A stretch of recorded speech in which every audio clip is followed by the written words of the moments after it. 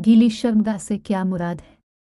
जैसा कि तमाम शादीशुदा मर्दों को पता होता है कि औरत के साथ सेक्स के बाद पहले 10 मिनट बाद औरत दोबारा तैयार हो जाती है।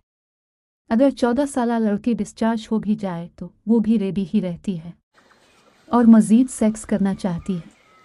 और अगर मर्द की उम्र 25 साल हो जाए तो मर्द को दूसरे शॉट के लिए तैयार होते हुए 1 घंटा लग जाता है।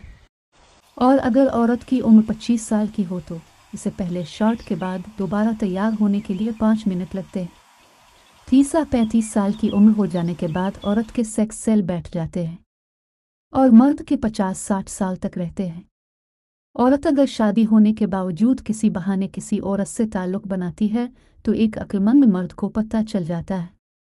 जब औरत का खावंद बीवी से सेक्स करना चाहे तो उसकी वजाना की तरह देखे तो वजाना गीली गीली और ढीली ढीली लगती है, जिससे मर्द को पता चल जाता है कि मेरी बीवी तो पहले किसी के साथ सेक्स कर चुकी है।